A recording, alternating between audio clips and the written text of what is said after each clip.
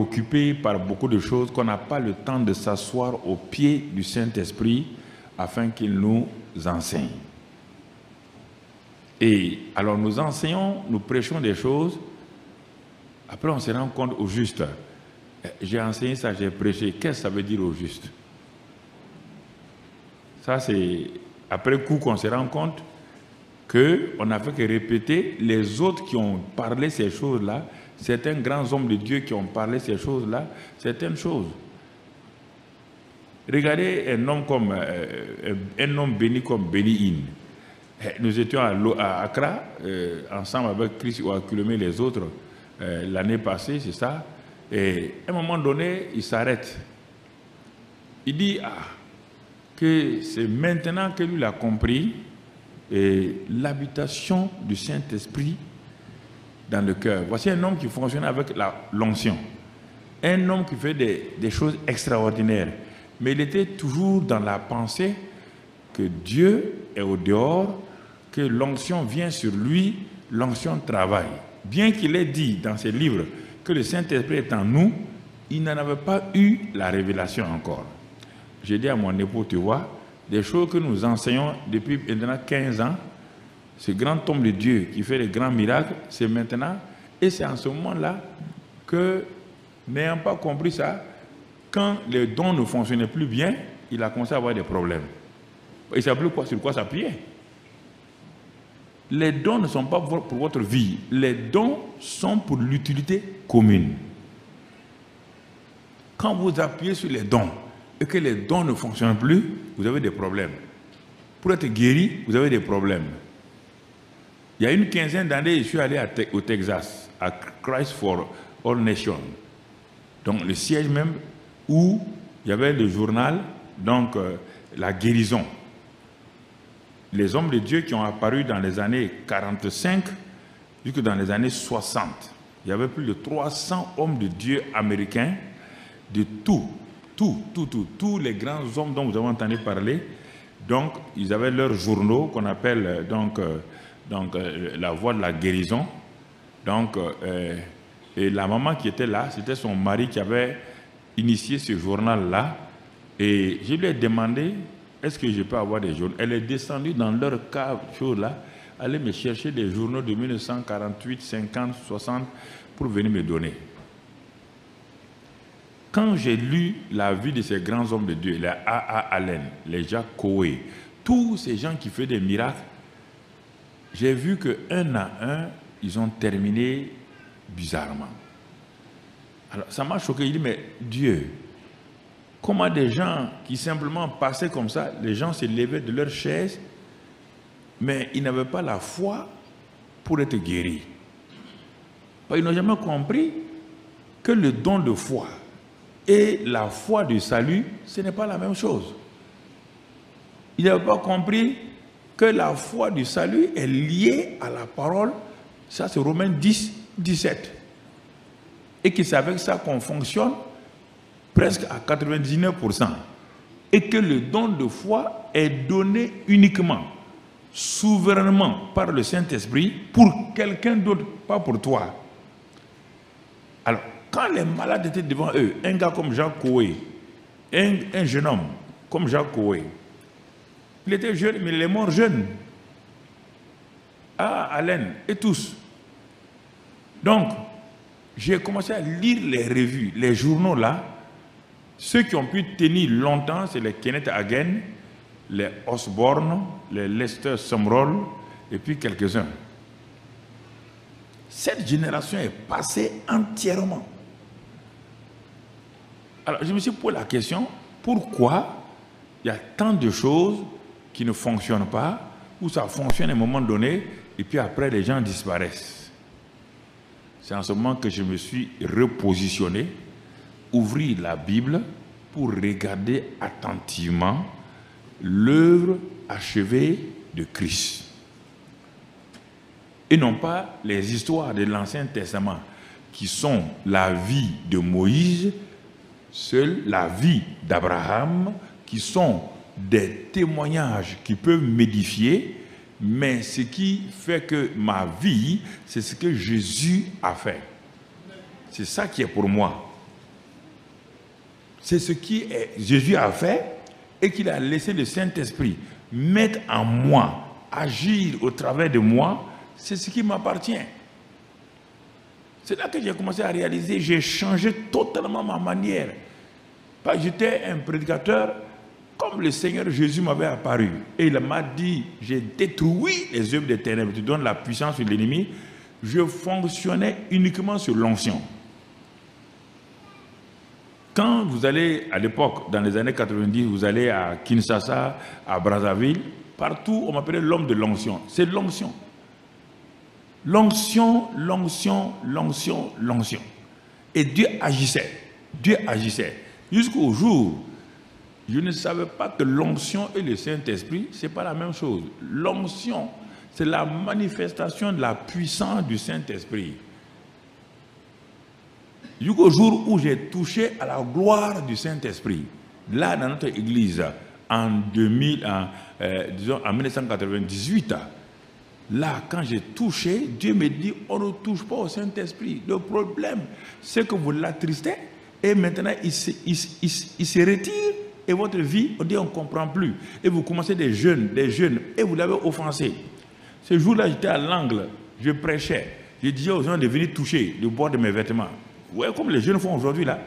J'ai fait ça aussi, c'est pourquoi quand je parle là, je vous dis, venez.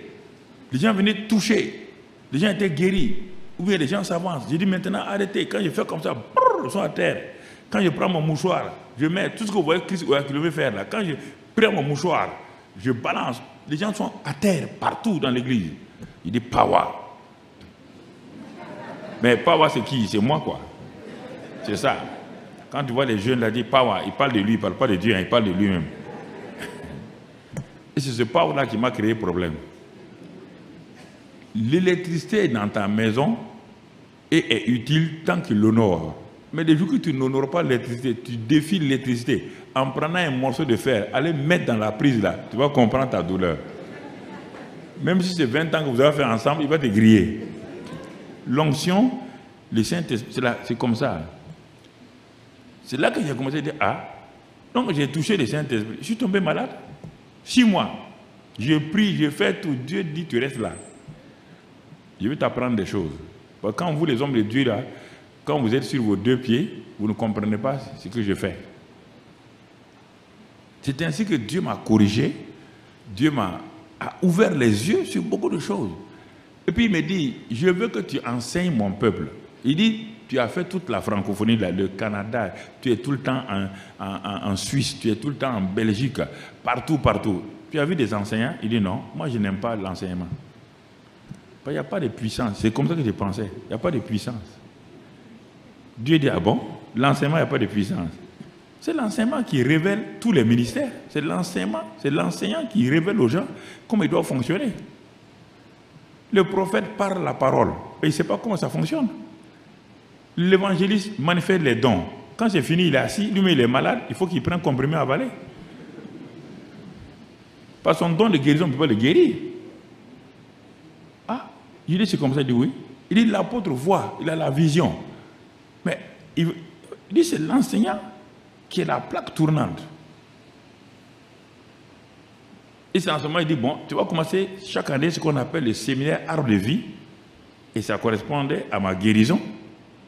Dieu m'a laissé, les docteurs ont tout fait, docteurs français, burkinabés, ils ont tout fait. Ils ont dit, à l'époque, ma femme, la maladie de votre mari, là, c'est une maladie étrange. C'est un cancer, c'est une tuberculose, on ne sait pas. Ils ont mis les corticoïdes, les cortisones, les corti, rien. Aucun corti ne m'a guéri.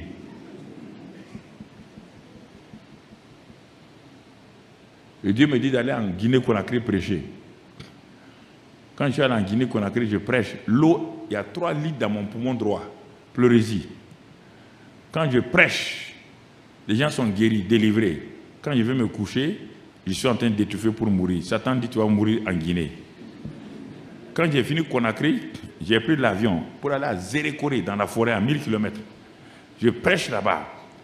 Mais je voyais la puissance de Dieu. Dieu ne se dépend pas de ses dons. Mais maintenant, j'ai un problème avec lui. Ah oui. Ces dons-là sont toujours là. Mais moi, j'ai un problème avec le Saint-Esprit. Et là, j'étais couché. Il dit, mais Seigneur, il dit, mais est-ce que tu vas enseigner? Il dit, bon, quand c'est toi qui dis, je vais le faire. Sinon, moi, il dit, mais toi qui? C'est moi qui t'ai sauvé. Et quand j'ai dit oui, je suis venu au Burkina, 3 jours, bon, je me couchais, je n'étouffais plus. Et puis après, un médecin cubain m'a dit d'aller faire des visites à des radios et tout. Quand je suis allé voir le radiologue, il a fini, il a fait la radio. Il m'a dit, pasteur, venez, vous êtes venu pourquoi? Il dit, j'avais pleurésie là, de l'eau dans mon poumon et tout. Il dit, viens, pasteur. Il a mis sa radio là sur le mur, là, sur le truc là. Il dit, regarde, tes poumons sont comme les poumons d'un jeune.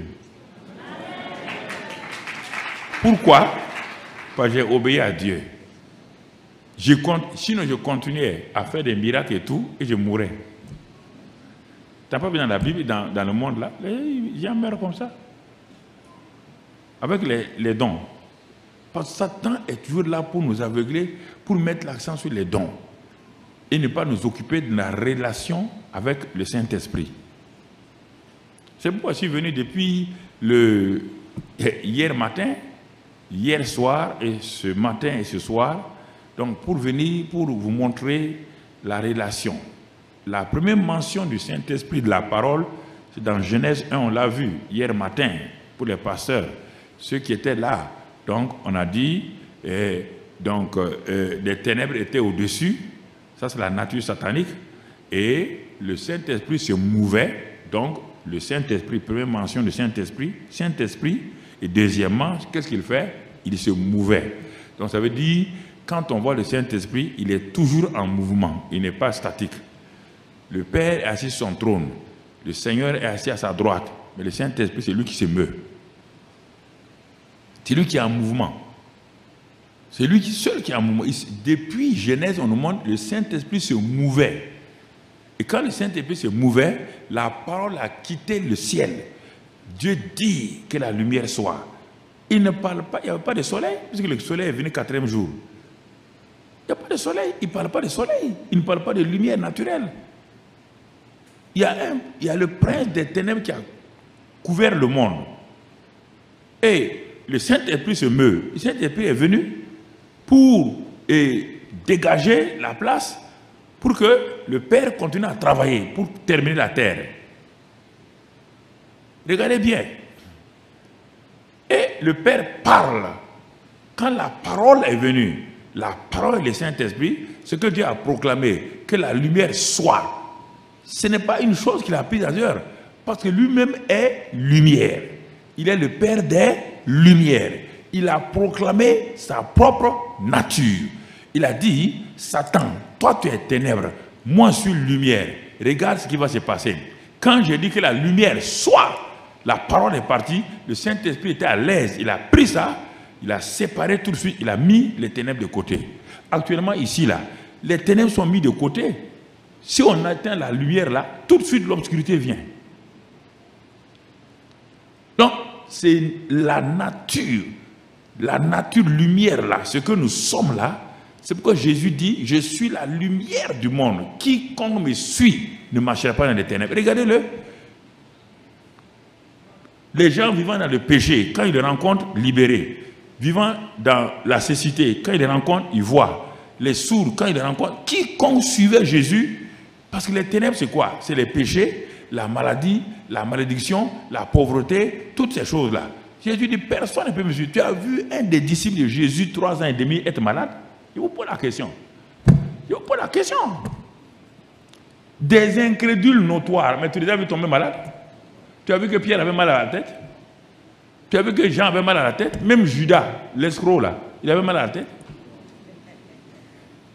Jésus dit, quiconque me suit ne marchera pas dans les ténèbres. Et il se tourne vers nous, il dit, la même nature que le Père est, que je suis, je vous donne cette nature-là. Donc c'est par là que nous devons savoir.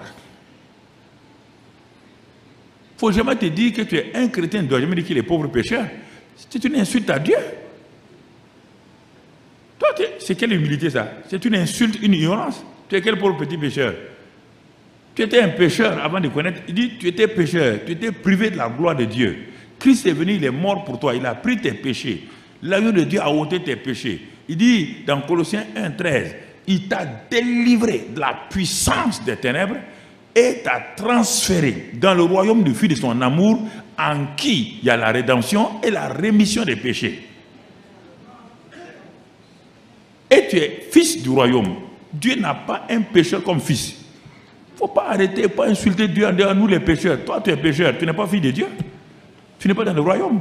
Tu es un enfant de ténèbres, même si tu dis que tu es chrétien. Si tu t'amuses à dire que tu es pécheur, toi, un fils de Dieu peut pécher, mais il n'est pas pécheur. Le bois a l'habitude de flotter sur l'eau.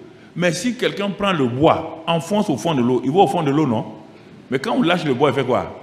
Il revient. Il revient. C'est pourquoi la Bible dit, le juste tombe 7 fois. 7 fois, il fait quoi? Il n'a plus de nature. Il pêche accidentellement. Il pêche par peur. Tu comprends? La plupart de vos péchés là, c'est par peur, ignorance, incrédulité et tout ça là. C'est pourquoi, dès que vous savez que vous avez péché, votre cœur est plus tranquille, vous confessez. Si ton cœur accepte le péché, ça veut dire que tu es mort.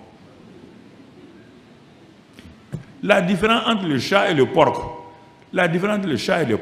tu comprends? Quand tu mets l'eau sur le chat, qu'est-ce qu'il fait? C'est secoue, et puis il échauffe. Quand tu mets l'eau sur le porc, lui, il fait quoi? Il se couche, il est content. Il se couche là-dedans. Il dit, il faut mettre encore. Et puis n'importe quelle eau, hein, que ce soit l'eau boueuse ou quoi, il aime ça seulement. Mais les chats n'aiment pas ça. Donc, il y a des choses comme ça qu'il faut bien comprendre. Ce n'est pas le fait de prier, crier. Non, non, non. Attends. Sinon, tu vas te décourager. Tu vas dire que Dieu ne t'aime pas. Et tu vas commencer à accuser Dieu. Donc, vous savez, je vais d'abord saisir vos pensées bien avant de commencer le message. Parce que tant que vos pensées ne sont pas saisies et que je ne mets pas de l'ordre là-dedans pour qu'il y ait une harmonie dans la salle là, sinon, ce sont les choses montent à gauche, à droite. Il y a une cacophonie de rencontres dans l'espace spirituel. Ça ne marche pas. Ça ne marche pas. C'est pourquoi Jésus a dit aux disciples d'aller attendre à Jérusalem et de rester là-bas. Ils ont attendu 10 jours jusqu'à ce que il y ait une harmonie entre eux. Quand ils montaient là, dans la chambre haute là, il y avait des anciens traîtres, Pierre, des incrédules, Thomas. Bon, Judas est déjà mort. Il y avait la mère de Jésus, une femme sainte qui est là. Il y avait un méli-mélo à la chambre haute 120. Cacophonie jazz. Mais quand ils ont commencé à prier, ils ont prié ensemble. Ils ont commencé à découvrir leurs défauts. Ils sont allés les uns vers les autres, demander pardon. Ils se sont réconciliés. Quand Dieu a vu, il dit les jours de la Pentecôte, ils étaient tous ensemble dans le même lieu. Tous ensemble. Leur cœur était fondu. Et maintenant, le Saint-Esprit est descendu. Et ça, c'est des choses très importantes qu'on doit développer. S'il n'y a pas entente entre deux personnes, il dit si 2 personnes se mettent d'accord, Dieu vient. Est-ce que 2 personnes peuvent marcher ensemble sans être d'accord? Dieu dit non. Donc, la loi des 2 est une loi importante.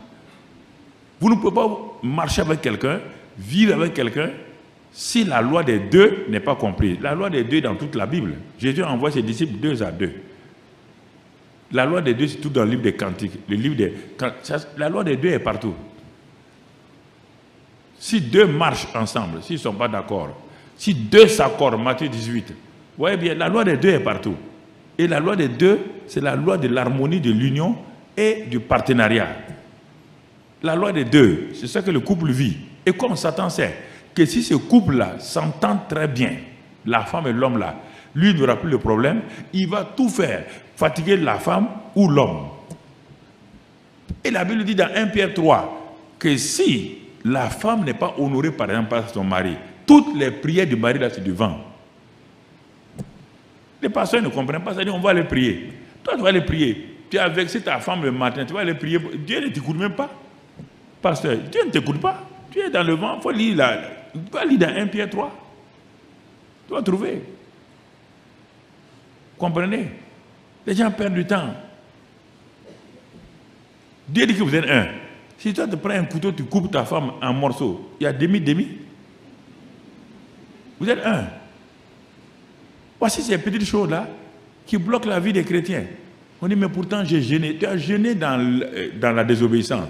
Tu as jeûné dans la rancune. Tu as jeûné dans l'amertume. Dieu dit que quand tu jeûnes dans l'amertume, quand tu pries, lui, il n'écoute pas, puisqu'il ne t'est pas pardonné.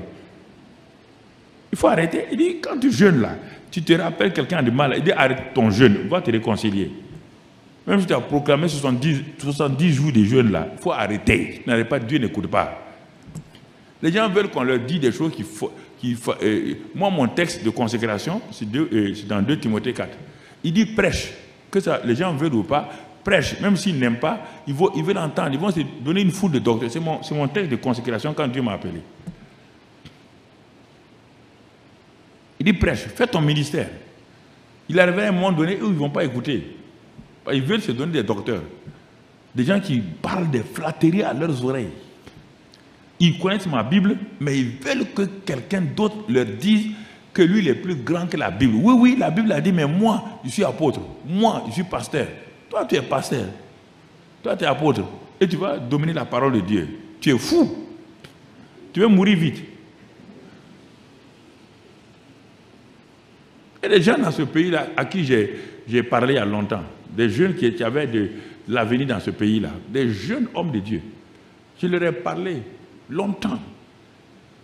Je leur ai parlé à Mulhouse, je leur ai parlé, et j'ai parlé. Il dit, hey, jeune homme, tu as de l'avenir, hein, mais ton attitude là, si tu ne changes pas ça, toi à Dieu, vous n'allez pas vous entendre.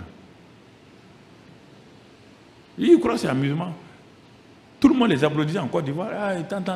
Il dit, hey, jeune homme, viens là. Assois-toi. Il est dit, ce que tu fais là, ta relation avec les gens là, tu es venu nous trouver à l'hôtel Ivoire, toi-même, tu es venu nous trouver à l'hôtel Ivoire. Nous, les anciens, on était assis. J'étais là, les anciens de Côte d'Ivoire étaient assis. Tu es rentré à ta garde rapprochée, tu es rentré, tu as commencé à faire des opérations, à faire des choses, à parler. Tu ne nous as même pas salué, tu ne nous as même pas chose. Nous tous, on s'est regardés, tous les anciens, on était à ça, on s'est regardés, on a ri. On a dit, ce petit, il ne va pas aller loin. C'est fini pour lui. Et il est parti. Il est parti à ses dons. Ils sont nombreux comme ça, ils sont partis à leurs dons. Ce n'est pas Satan, c'est ton comportement, ton attitude, ton manque de respect vis-à-vis des anciens, vis-à-vis du Saint-Esprit. Dieu n'aime pas ça, il a horreur de ça. Attitude hautaine, attitude orgueilleuse, il a horreur de ça.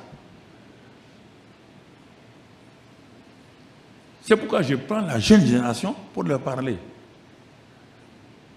C'est très important que nous comprenions ces choses-là. L'onction ne veut rien dire. Si tu n'honores pas le Saint-Esprit, si tu n'honores pas aussi choses. Sinon, on va aveuglément faire des choses. Ce que je prêche là, je l'ai prêché il y a longtemps, en 1990, quand on a fait une conférence, ce qu'on appelle COEF 5, la conférence des œuvres et des églises dans la francophonie sur les 5 continents. Première conférence à Bordeaux, au palais des congrès de Bordeaux. Mon premier message à Bordeaux, honorons le Saint-Esprit.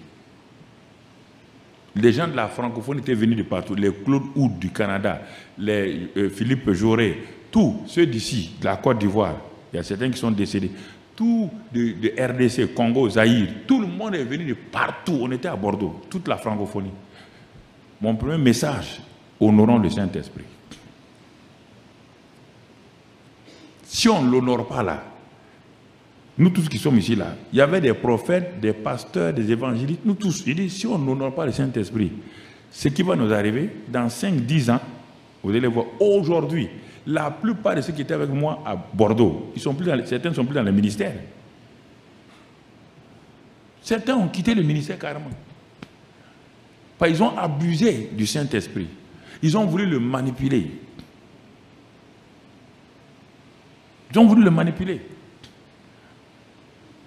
Jésus s'arrête et il dit aux scribes et aux pharisiens, si vous péchez contre le Fils, il n'y a pas de problème. Le Fils est venu pour les péchés. Le Fils que je suis là, je suis venu pour les péchés. Même si vous me frappez, il n'y a pas de problème. Si vous me giflez, si vous m'insultez, il n'y a pas de problème. Vous pouvez m'appeler Belzébul, il n'y a pas de problème. Le Père aussi, il est tellement amour qu'il m'a envoyé. Il a envoyé, c'est pourquoi. Il dit, mais maintenant, Le jour que vous allez toucher le Saint-Esprit, lui, il ne pardonne pas. Hein? Lui, il ne pardonne pas.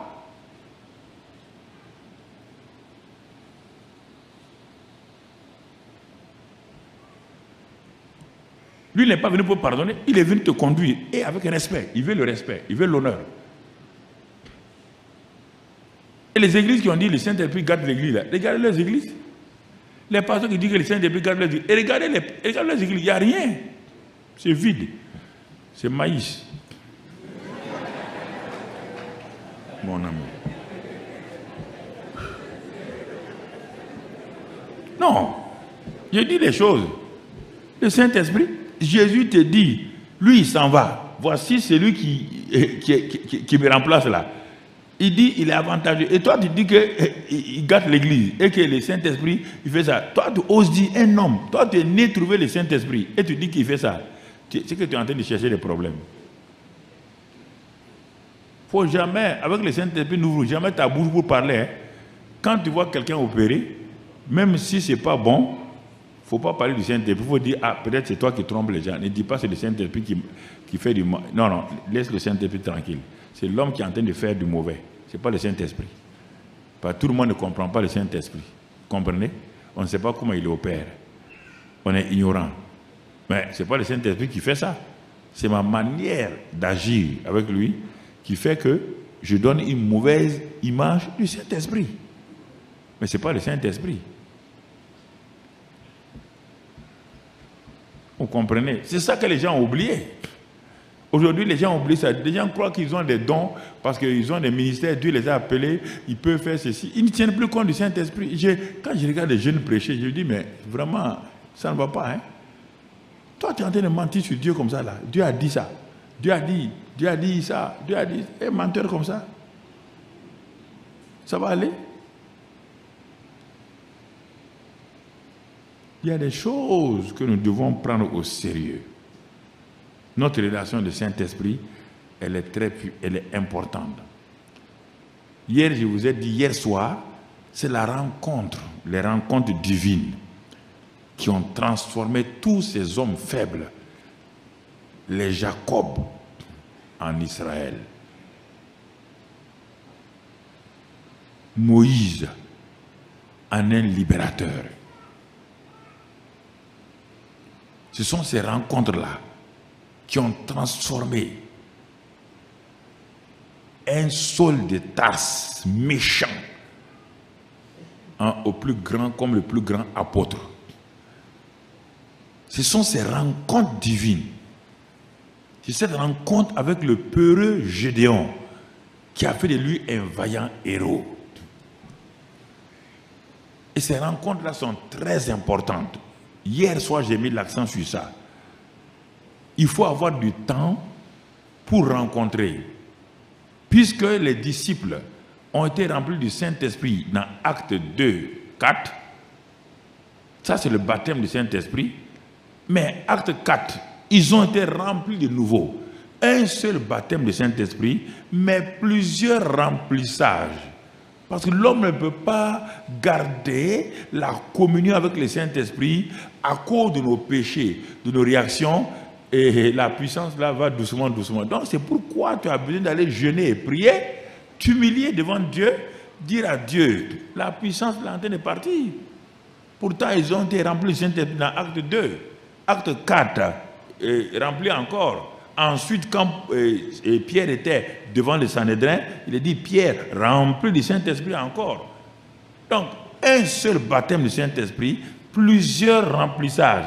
Quand tu sais, quand tu vois que tu es devenu faible et que tes prières sont plus exaucées, et quand tu prends autorité, il n'y a plus de guérison, va te cacher et prier et jeûne, répands-toi, humilie-toi devant Dieu, dis-lui que ça ne va pas du tout, pour qu'il te remplisse à nouveau. Et c'est ça qu'on a vu ce matin, comment entretenir le Saint-Esprit avec Éphésiens 5. Il est dit, entretenez vous-même par des psaumes, des hymnes, des cantiques spirituels. Il est dit ensuite, quand vous avez fait cela, il faut donc rendre grâce à Dieu en toutes choses. C'est ça qui permet au Saint-Esprit d'être maintenu en toi. Soumettez-vous les uns aux autres. Ne parlez pas mal des uns des autres. Parce que 1 Corinthiens 12, l'Église n'a pas compris. Dieu dit qu'il a mis dans le corps de Christ les membres comme il le veut. Ton frère là, Dieu l'a mis dans le corps là comme il le veut. Et parfois je parle un peu rude et un peu cru pour que les gens comprennent. Toi qui es assis devant moi, moi je suis assis avec toi. Il n'y a pas un membre de ton corps que tu as déjà insulté. Tu as déjà insulté ton anus? Non, non, je veux parler crûment. Tu as déjà dit mauvais anus là. Tu es mauvais. Il va dire, ok, je fais grève. S'il fait grève, tu meurs. Oui ou non? Oui ou non? Ouais. Pourquoi il y a des choses que vous ne faites pas pour votre naturel et vous voulez le faire pour les gens. Si un frère est anus là, il est important, non? La bouche est importante. C'est elle qui envoie, elle savoure les bonnes choses. Elle savoure. Mais si l'anus disait, c'est toi tout le temps, on met des bonnes choses en toi, on met la bonne viande en toi, moi je grève contre toi, il va tuer la bouche? Oui ou non? Non, ne méprisez pas vos frères. C'est Dieu qui les a placés. Il dit qu'il a placé le corps comme il l'a voulu. Et aucun membre du corps ne doit juger l'autre. Toi, quand tu juges un frère, tu es en train de juger à Dieu, tu es insensé. Pourquoi tu as mis ce corps-là, ce type-là dans le corps de Christ? Et Dieu va te laisser? Aussi des choses qui bloquent les chrétiens, ils ne savent pas. Non, mais non, tu offenses Dieu en permanence.